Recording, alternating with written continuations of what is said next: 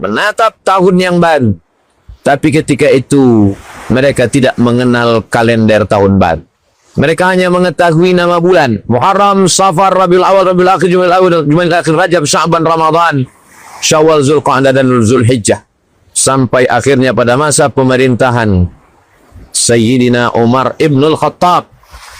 Di zaman Nabi tidak ada tahun 1, tahun 2. Di zaman Abu Bakar juga tidak pernah mengenal kalender tahun 1, tahun 2. Itulah mengapa kita tahu Nabi Muhammad SAW dilahirkan tahun gajah. Nabi SAW ketika diserang oleh kafir musyrik, lalu kemudian meninggal pamannya Abu Talib, meninggal istrinya Khadijah, maka tahun itu disebut dengan Amul Huzni, tahun kesedihan. Mereka tidak pernah mengenal angka tahun 1, tahun 2. Begitulah berkelanjutan sampai pemerintahan Abu Bakar Siddiq. Dilanjutkan setelah Abu Bakar Siddiq, Sayyidina Umar bin Khattab. Sampai akhirnya pada masa Umar bin Khattab, mereka mulai berkirim surat kepada raja-raja. Raja Persia, Raja Romawi, Jazirah Arab.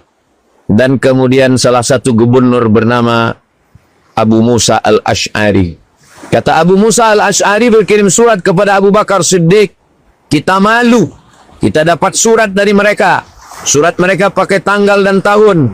Sedangkan surat kita hanya pakai tanggal dan bulan, tidak ada tahunnya. Wahai Khalifah, wahai Amirul Mukminin, wahai Umar bin Khattab, tetapkanlah kalender untuk umat Islam. Pada saat itu sudah 17 tahun masanya hijrah Nabi Muhammad sallallahu alaihi wasallam. Tapi mereka belum lagi menyebut tanggal tahun 1, tahun 2, tahun 3. Sampai akhirnya Umar bin Khattab dengan kebijaksanaannya mengumpulkan para sahabat-sahabat. Umar yang hebat. Umar tidak menetapkan dengan paksaan.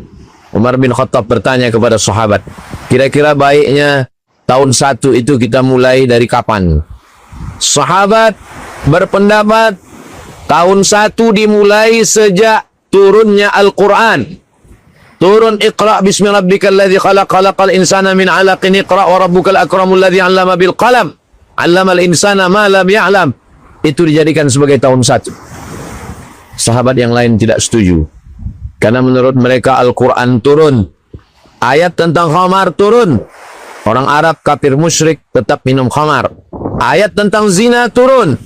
Mereka tetap melakukan perbuatan zina. Maka tahun 1 tidak ditetapkan ketika turunnya Al-Quran.